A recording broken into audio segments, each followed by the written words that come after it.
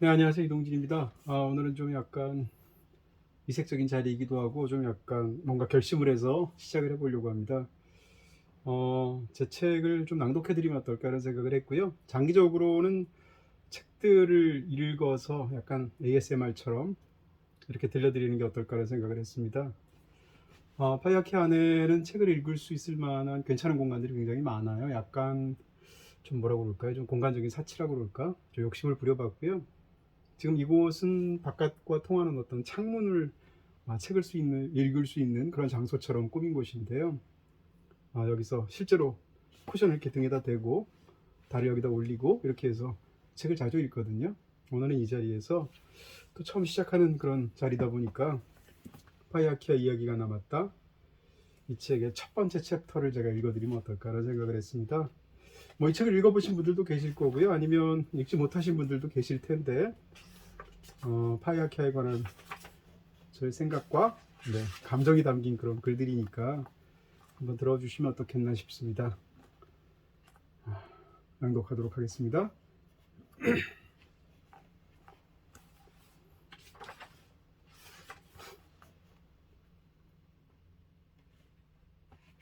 파이의 신비. 서울 성수동의 개인 작업실을 준비하는 과정에서 어떻게 이름을 붙일까 고민했다. 작업실 명칭에 내 이름을 넣고 싶지는 않았지만 나의 현재와 꿈이 함께 담긴 이름이길 원했다. 여러 단어를 이어붙이느라 늘어지길 원하지 않았지만 고색 창연한 한자로 축약해서 장명하고 싶지도 않았다. 그렇다고 몸이 건조하게 짓고 싶진 않았다. 신화를 워낙 좋아하는지라 결국 신화 속 지명을 가져오기로 했다. 바로 파이아키아다. 스케리아라고도 불렸던 파이아키아는 고대 그리스의 섬 이름이다. 현재의 코르프 섬이 그리스 신화 속 파이아키아라고 보는 견해가 많지만 확실치는 않다. 오디세우스는 트로이 전쟁에서 승리한 후 고향 이타카 섬으로 돌아가려고 하지만 바다의 신 포세이돈의 분노를 사서 배로 하루면 닿을 수 있는 거리를 무려 10년간 떠돌며 갖은 고생을 다한다. 파이아키아는 이타카 섬으로 귀환하기 바로 직전에 도착한, 그러니까 오디세우스의 마지막 여행지였던 섬이다. 오디세우스는 풍랑을 만나서 3일간 표류한 끝에 섬의 해안에 간신히 도착한다. 파이아키아 사람들은 외부와 격리된 채 그들만의 왕국을 배타적으로 수호하는 습성이 있었지만 신분을 감추고 도와주는 아테네 신의 지원으로 오디세우스는 파이아키아의 왕 알키누스와 공주 나우시카로부터 극진한 대접을 받는다. 미야자키 하야오의 애니메이션 바람 계곡의 나우시카는 여기서 이름을 따왔다. 궁궐에 머무는 동안 오디세우스는 그때까지 그가 겪어온 이야기를 그들에게 들려주는데 다 듣고 난 왕은 배를 내주어서 이타카 섬까지 무사히 돌아갈 수 있도록 한다. 오디세우스의 마지막 여행지인 파이아키아와 관련된 신화 속 이야기는 여러 측면에서 내 작업실과 겹쳐 보였다. 나 역시 다니던 직장을 그만둔 후 10수년간 많은 일들을 겪었다. 오디세우스라는 이름은 어원적으로 고통을 의미하는 단어를 품고 있다. 특히 작업실로 오기 직전 표리에 가까운 일들을 비교적 짧은 기간에 집중적으로 겪었다. 그건 누구의 분노와 관련되어 있었을까? 이 작업실은 9층짜리 건물의 3층에 들어서 있지만 사실상 외부와 격리되어 있다. 안에 있으면 외부와 거의 완전히 차단되어 낮과 밤이 바뀌고 시간이 흐르는 것조차 좀처럼 느끼지 못한다. 그리스 신화 속에서 파이아키아는 파라다이스 같은 곳으로 묘사되는데 내게 이 작업실은 종종 그렇게 여겨진다. 물리적 조건이 아니라 심리적 환경이 그렇다. 누군가 나를 숨어서 도와주는 것 같은 느낌이 들기도 하고 내가 나 스스로를 대접하는 느낌이 들기도 한다. 결정적 도움을 준 사람들이 있다. 그러나 내가 최종적으로 머물 곳은 아니다. 알키누스와 나우시카는 오디세우스를 파이아키아에 붙잡아 두고 싶어 했다. 밤이 늦으면 이곳을 나서 집에 가야 하고 세월이 흐르면 여기를 떠나서 다른 곳에 정착해야 한다. 파이아키아는 내게도 마지막 여행지가 될까? 하지만 나는 파이아키아에 머무르는 동안만큼은 오디세우스가 알키누스와 나우시카에게 그러했듯 그간 내가 직접 몸으로 부딪혀 경험한 이야기들과 책과 영화와 음악 등을 통해서 간접적으로 체험한 이야기들을 세상 사람들에게 하나씩 차근차근 들려주고 싶다. 알키누스와 나우시카가 그랬듯 사람들이 옅은 미소를 머금은 채 내 이야기를 들어주었으면 좋겠다. 그러니 2만 권에 이르는 파이아키아의 책들 중에 오디세이가 없을 수는 없을 것이다. 한글로 된 관련 그리스 신화 서적도 많고 제임스 조이스의 소설 오디세이도 있지만 이와 관련해서 내게 더 의미 있는 책은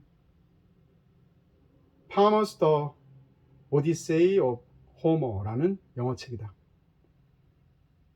피터 보그다노비치가 연출한 라디오 픽처쇼를 워낙 좋아해서 그 촬영지인 미국 텍사스 아처시티를 20여 년 전쯤 여행한 적이 있었는데 이 책은 그때 아처시티의 중고 서점에 들렀다가 발견했다.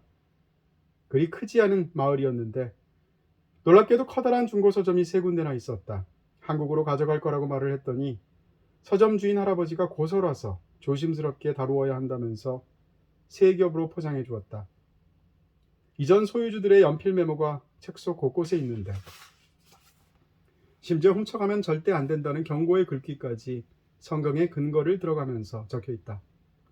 1891년에 출간되었으니까 파이아키아의 모든 장서 중 가장 오래된 책인 셈이다. 물론 읽지 않았다. 책장이 부서질까봐 읽고 싶어도 못 읽는다. 원래 파이아키아라는 명칭은 영어로 PHAEACIA라고 표기한다. 그런데 이 작업실 이름 파이아키아는 PIARCHIA라고 철자를 달리해서 쓰고 있다. 원주율을 뜻하는 파이와 기록 보관실을 의미하는 아카이브나 건축에 해당하는 아키텍처에서 가져온 ARCHI에 국명 명사 어미인 ER을 결합했다. 새로 만든 단어니까 구글링을 해봤자 아직 아무것도 안 나올 것이다. 지금 해보니 과연 그렇다.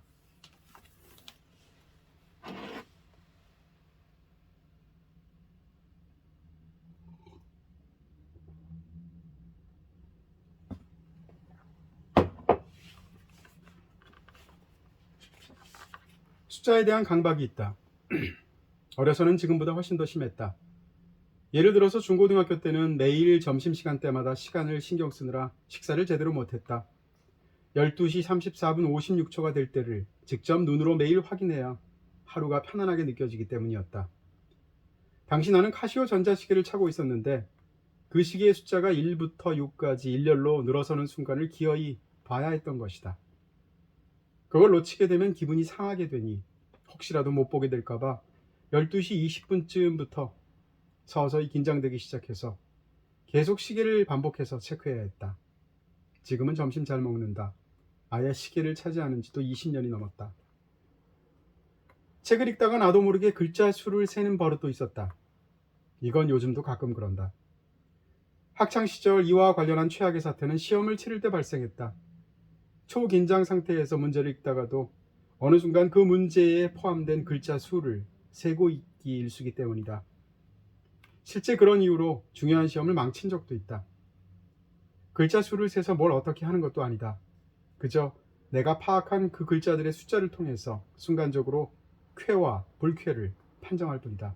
예를 들어 해당 문제에 포함된 글자 수가 17 같은 소수이면 기분이 나빠진다.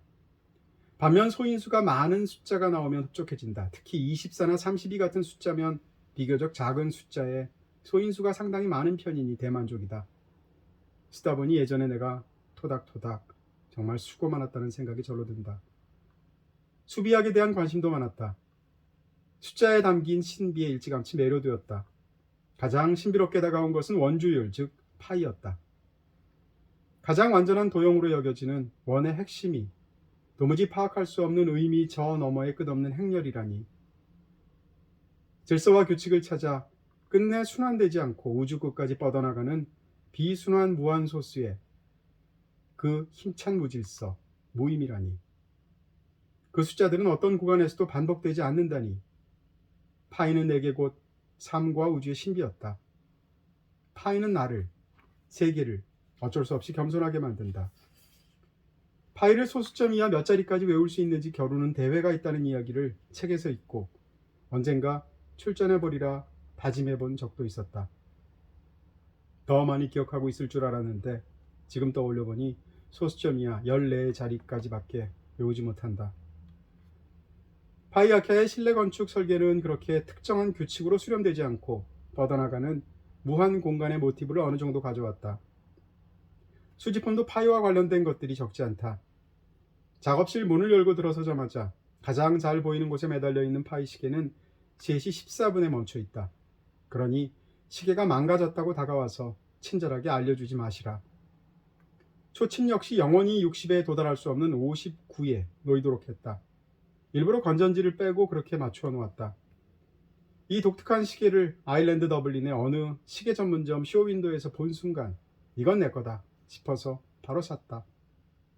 아쉽게도 가게 주인에겐 이걸 31.4유로에 파는 센스 같은 것은 없었다. 소수점 이하로 반복되지 않은 채 무한대로 뻗어가는 파이 숫자의 행렬을 최대한 많이 담아놓은 포스터도 구하고 싶었다. 인터넷을 사사시 뒤져서 그런 파이 포스터를 러시아에서 찾아냈다. 포함된 숫자는 소수점 이하 9,000자리 가까이 된다. 3,000 곱하기 3만큼 행복해. 책장을 하나하나 일일이 접어서 파이아키아란 글자가 영어로 도드라지게 한 책도 있다. 미국의 북 아티스트에게 의뢰해서 만들었다. 알파벳 개수에 따라서 제작비가 달라진다. 8개의 스펠링만 보냈을 뿐 그걸 구현할 책까지 구체적으로 지정하지는 않았는데 감사하게도 북 아티스트는 영국 낭만주의 시인 세뮤얼 테일러 콜리지의 시를 다룬 The Works of Coleridge 라는 600페이지짜리 실온집에 파이아키아를 건설해 주었다.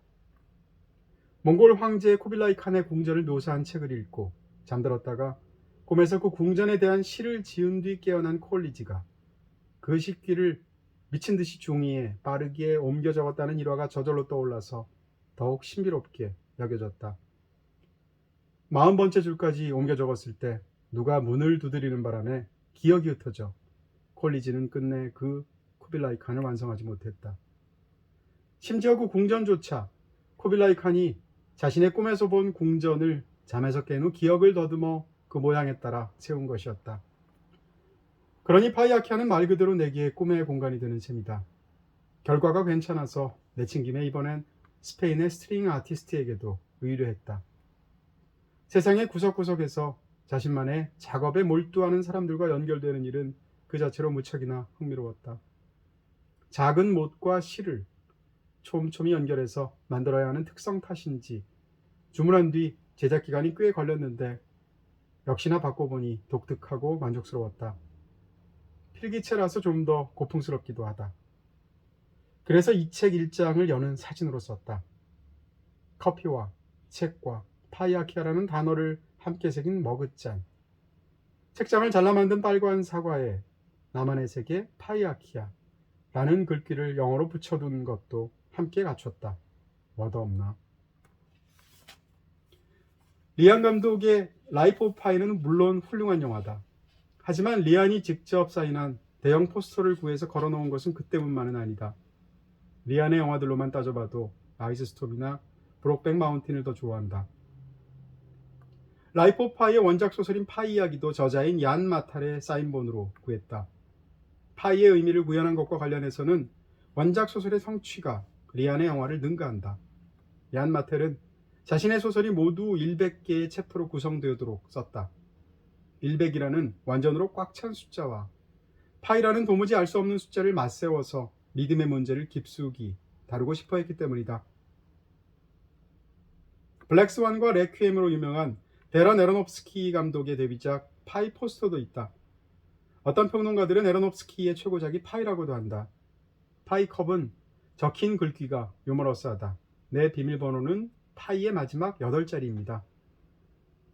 파이 숫자들은 어떠한 규칙도 가지지 않은 채 끝도 없이 이어지니 마지막 8자리 같은 것은 있을 수도 없지 않은가. 강렬하고도 단순한 파이 그림은 로스앤젤레스 인근 바닷가인 베니스 비치에서 1만 원도 안 되는 가격에 거리의 화가로부터 샀다. 냉장고에 붙이고 나는 자석 기념품을 좋아하니 내겐 파이 마그네틱도 없을 수는 없을 것이다.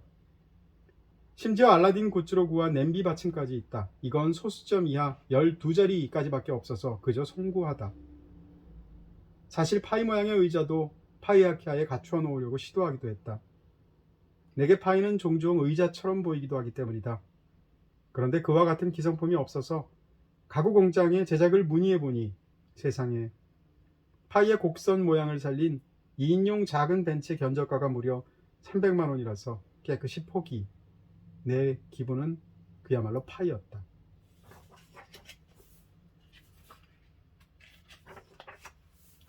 네, 이렇게 해서 이 첫 번째 챕터를 다 읽었네요.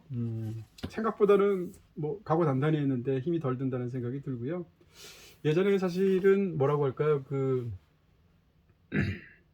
네, 밀리의 서재에서 제가 이렇게 책을 장기간에 걸쳐서 이렇게 읽는 그런 프로젝트에 참여해서 책을 읽어드린 적도 있습니다.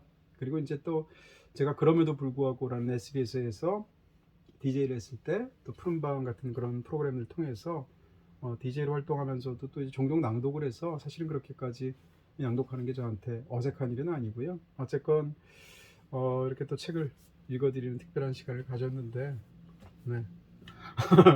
뭔가 이렇게 좀 난로가에 서 있는 것 같은, 실제로는 아니지만 그런 분위기도 내어봤고요. 차 한잔 마시면서 여러분께 파이의 신비라는 이 파이아키아 이야기가 남았다라는 책의 첫 번째 챕터를 읽어드렸습니다.